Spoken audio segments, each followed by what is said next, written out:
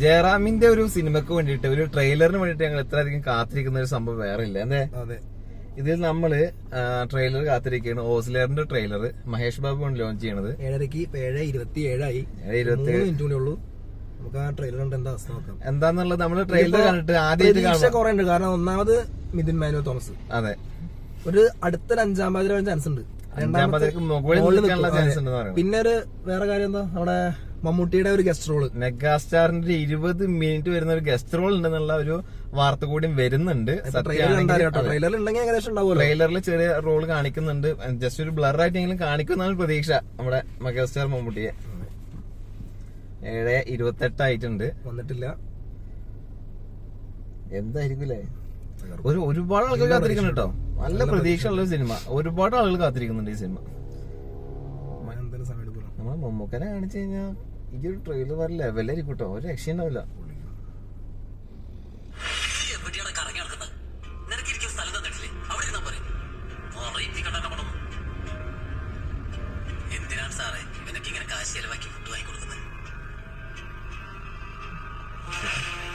Normally പാവപ്പെട്ട ആള്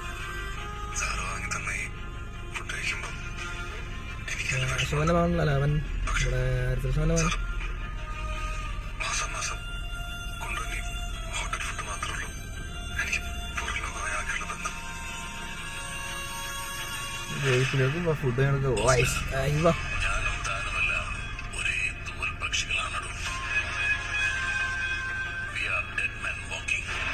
food എന്റെ അമ്മ. തന്റെ ഭൂതകാലവുമായി താൻ പൊരുത്തപ്പെട്ടാൽ മാത്രമേ തന്റെ ഈ ഉറക്കമില്ലായ്മയിൽ നിന്നും തനിക്കൊരു മോചനമുള്ളൂ. തന്റെ ഇൻസോംനിയ ക്രോണിക് ആയിട്ടുണ്ട്. ഇപ്പോൾ താൻ ഹാലുസിനേറ്റ് ചെയ്യാൻ വരെ തുടങ്ങിയിരിക്കുന്നു. പെട്ടെന്ന് വന്നൂരിൽ രക്തസ്രാവം വന്നുള്ള മട്ടം.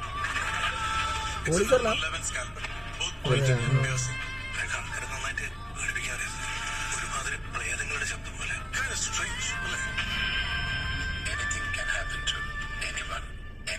ജഗദീഷ് സഹിക്കണ്ടോ?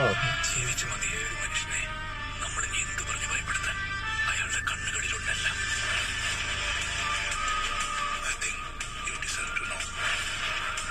ദൈവവും പരദീസയുമല്ല, എന്നേ കൈവിട്ടവരാണ് നമ്മൾ. നരകങ്ങളുടെ ആഴക്കയങ്ങൾക്ക് പോലും വേണ്ടാത്ത നമ്മുടെ ശാപമോക്ഷത്തിനായി ഒടുക്കം ചെത്താൻ തന്നെ നേരിട്ടിറങ്ങിയല്ലോ ഓസ്ല. അയാളുടെ കയ്യിലുണ്ടെങ്കിലും ഒരു ഡെവിൾസ് ഓൾട്ടർനേറ്റീവ്.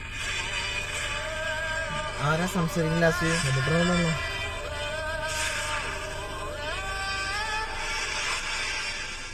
ജനുവരി 11 എടാ ഒന്ന് കിട്ടോ? ദൈവവും പരദീസയുമല്ല, എന്നേ കൈവിട്ടവരാണ് നമ്മൾ.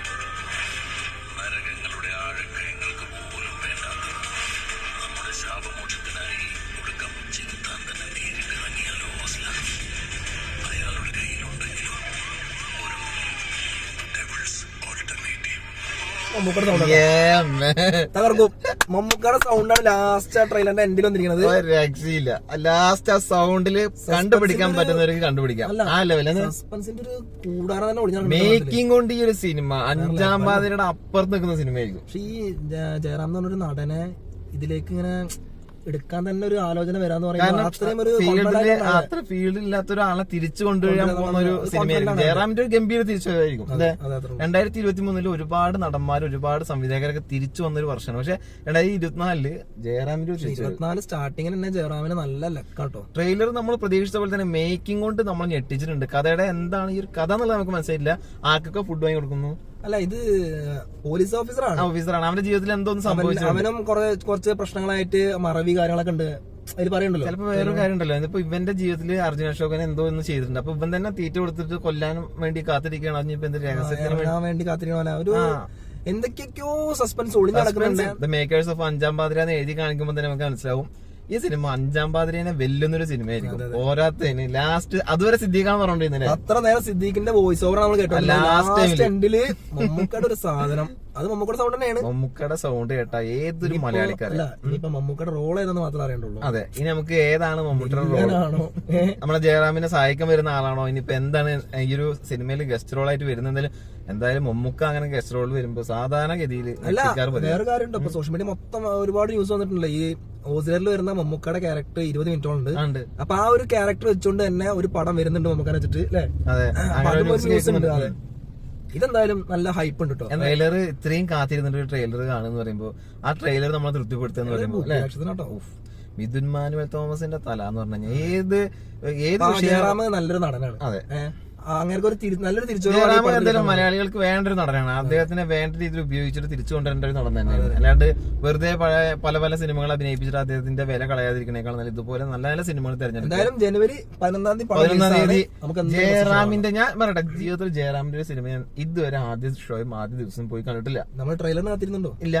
അപ്പൊ ഈ ഒരു സിനിമ ആദ്യ ദിവസം ആദ്യ ഷോ തന്നെ നമ്മൾ കാണാൻ പോകുന്നുണ്ട്. സത്യസന്ധമായിട്ട് അതെ, നമുക്ക് ഇഷ്ടപ്പെട്ടു എന്ന് പറയും, ഇഷ്ടപ്പെട്ടില്ലെങ്കിൽ ഇഷ്ടപ്പെട്ടില്ല എന്ന് പറയാം. അതെ, നെഗറ്റീവ് ഉണ്ടെങ്കിൽ നെഗറ്റീവും പറയും. സസ്പെൻസും കാര്യങ്ങളൊന്നും പറയില്ല. പടം ഇഷ്ടപ്പെട്ടില്ല എന്നുള്ള മാത്രം പറയുള്ളൂ. കാണണം വേണ്ടെന്നൊക്കെ നമ്മൾ പറയും. അപ്പൊ നിങ്ങൾക്ക് താല്പര്യം ഉണ്ടെങ്കിൽ നമ്മുടെ ചാനൽ ഫോളോ ചെയ്യാം, ചാനൽ സബ്സ്ക്രൈബ് ചെയ്യാം. അതുപോലെ തന്നെ നിങ്ങളുടെ അഭിപ്രായങ്ങൾ കമന്റ് ചെയ്യാം. ട്രെയിലർ കണ്ടിട്ട് നിങ്ങൾക്ക് മനസ്സിലായ കുറച്ച് കാര്യങ്ങൾ ഉണ്ടാവുമല്ലോ, അത് നിങ്ങൾ കമന്റ് ചെയ്യാം. അപ്പൊ ഞങ്ങൾ ഈ ഒരു കണ്ട പോലെ ആയിരിക്കില്ല നിങ്ങൾ കാണുക. നിങ്ങൾക്ക് ചിലപ്പോൾ കൂടുതൽ കാര്യങ്ങൾ അറിയാമായിരിക്കും. അങ്ങനെ എന്തെങ്കിലും നിങ്ങൾക്ക് തോന്നുന്നുണ്ടെങ്കിൽ കമന്റ് ചെയ്തു. അപ്പൊ സിനിമാ വിശേഷങ്ങളൊക്കെ കാണാൻ താല്പര്യമുണ്ടെങ്കിൽ നമ്മുടെ ചാനൽ സബ്സ്ക്രൈബ് ചെയ്യുക. വീഡിയോ ഇഷ്ടമെങ്കിൽ ലൈക്ക് ചെയ്യുക. 11-ാം തീയതി ഓസ്ലറിന്റെ പുതിയ റിവ്യൂ ആയിട്ട് നമുക്ക് വരാം. അതുവരെയും ബൈ ബൈ.